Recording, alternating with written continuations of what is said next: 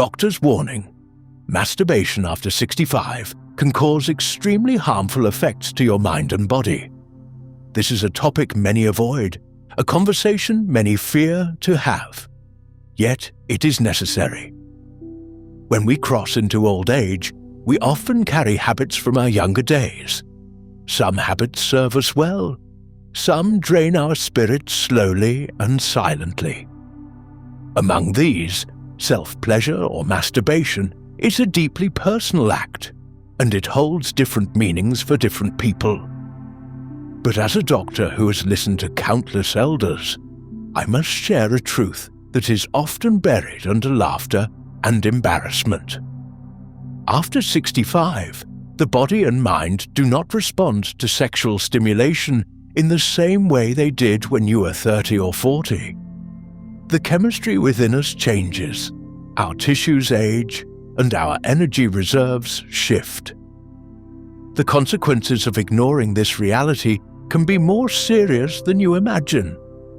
In younger years, self-pleasure might have been a way to explore the body, to release tension, to feel alive.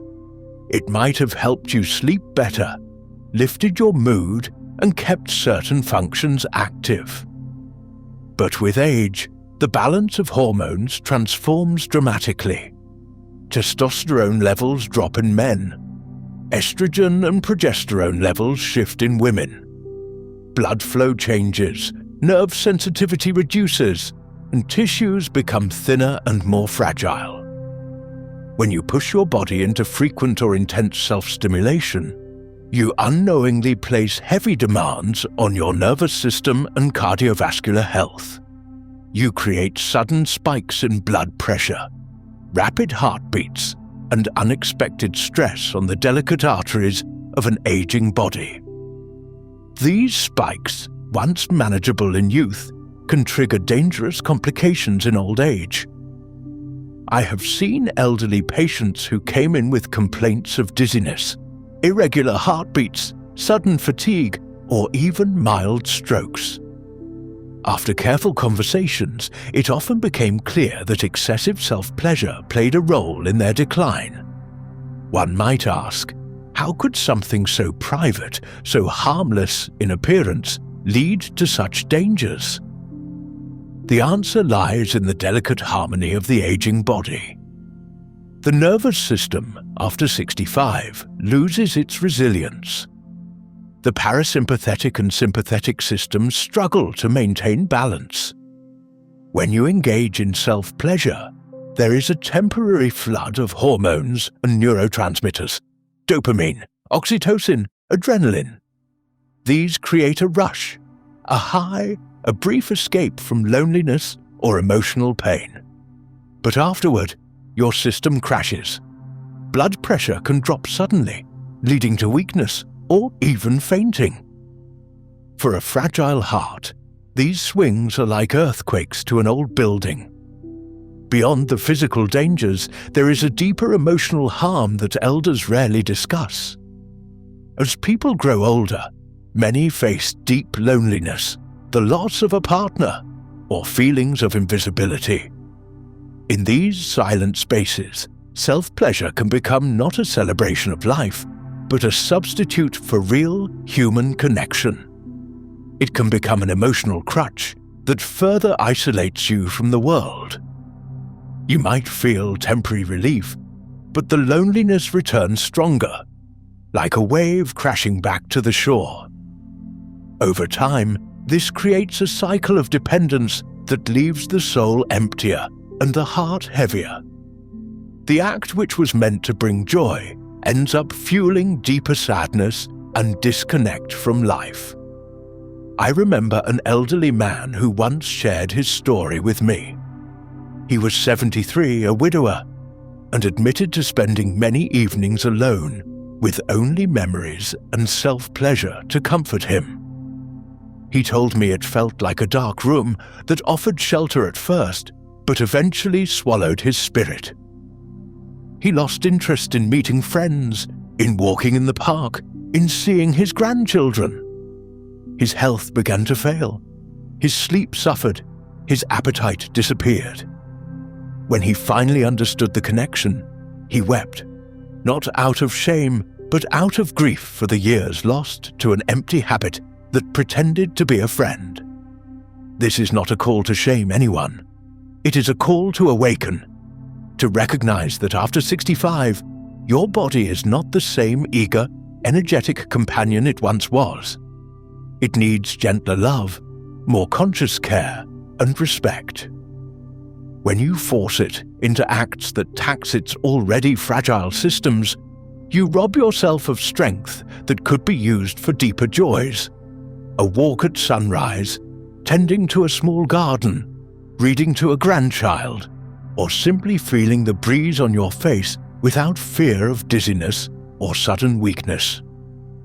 Some might ask if stopping completely is necessary. The truth is not always about total abstinence. It is about understanding moderation, timing, and intention. The occasional act guided by gentle awareness rather than compulsive need may not harm you, but frequent or forceful self-stimulation, driven by loneliness or boredom, becomes a silent enemy.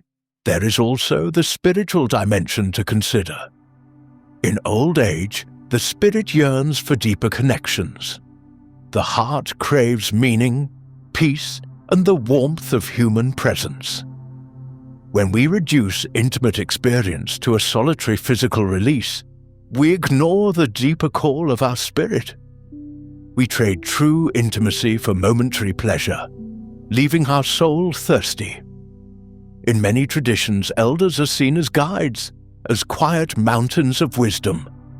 They are meant to turn inward, to share love outwardly, to become living examples of grace. When the mind is caught in bodily urges, this deeper purpose fades. Your energy, your life force, is precious. After 65, it is like a candle burning lower. Every spark you spend in quick pleasures is energy you lose for healing, for connection, for creation. When you protect that energy, you find surprising reserves of strength, patience, and joy. You awaken a new relationship with yourself, one not rooted in old habits but in new possibilities. I remember an elderly woman, 78, who used to rely heavily on self-pleasure to fall asleep. She confessed that afterward she often felt empty and sad. She began to explore other ways to comfort her loneliness. She started gentle evening walks. She joined a community music circle. She began journaling her thoughts and feelings. Over months, she discovered a calm she had never felt before. She told me she felt more alive, more real, more in touch with everything. Her health improved, her sleep deepened, and she started smiling again in ways that brought tears to her children's eyes. So, what is the path forward? Begin by observing yourself without judgment. Notice when and why you turn to self-pleasure. Is it to escape sadness? To avoid the silence of the night? To fill a void? Ask yourself what you truly need in that moment. Maybe it is a phone call to a friend, a warm bath, a gentle prayer, or quiet music. Seek to replace the habit with acts that nourish rather than drain. Remember, your body is your last home on this earth. It deserves to be honored, not used as an emotional dumping ground. It deserves soft touches, kind words, loving movement, not harsh demands that leave it weakened. Consider also the practical risks. With age, skin becomes thinner and more prone to irritation. Repeated friction can lead to tears, infections, and discomfort that is difficult to heal. The prostate in men can become inflamed with excessive activity, leading to urinary issues and chronic pain. For women, thinning tissues can cause micro-injuries that invite infections and ongoing discomfort. These small harms accumulate, creating a web of health troubles that overshadow your days. By caring for your intimate health gently, You protect not only your body, but also your emotional resilience. The world often sells us the idea that pleasure is the ultimate goal at any cost. But in the quiet chapters of old age, true pleasure is not in momentary highs. It is in waking up without pain, in savouring morning tea, in hearing a grandchild's laughter, in walking without fear. It is in the deep sense of belonging to life itself. That is a pleasure that lasts beyond a few seconds. That is a pleasure that strengthens rather than weakens. When you shift your focus from quick self-pleasure to lasting self-care, you begin to see your body as a sacred vessel carrying you through the final, most reflective stages of your life. You stop forcing it into roles it no longer wants to play. You learn to listen to its quiet whispers. You become a guardian of your own life force. I know these words might feel harsh or uncomfortable, but I share them because I have sat beside too many hospital beds, held too many trembling hands, and heard too many regrets. Elders who wished they had listened earlier, who wished they had honored their bodies more tenderly, who wished they had chosen connection over loneliness, calm over temporary highs. You have the chance to make a different choice today. You have the chance to step into a new chapter where your health is not stolen by silent habits, where your evenings are not haunted by emptiness disguised as pleasure, where your mornings begin with strength and gratitude, not weakness and regret. Your journey from 65 onward can be your richest, most meaningful time.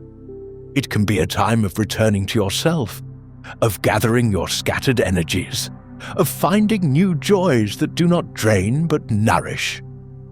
You can discover art, music, prayer, community, nature, and countless other ways to feel alive. You can become an elder whose presence heals, whose eyes shine with calm wisdom, whose body moves with quiet strength. You can be the elder who inspires others to live with more care and consciousness. You can be the elder who looks back with a full heart, not an empty one. Doctor's warning: masturbation after 65 can cause extremely harmful effects to your body and mind. This is not a punishment or a denial of joy.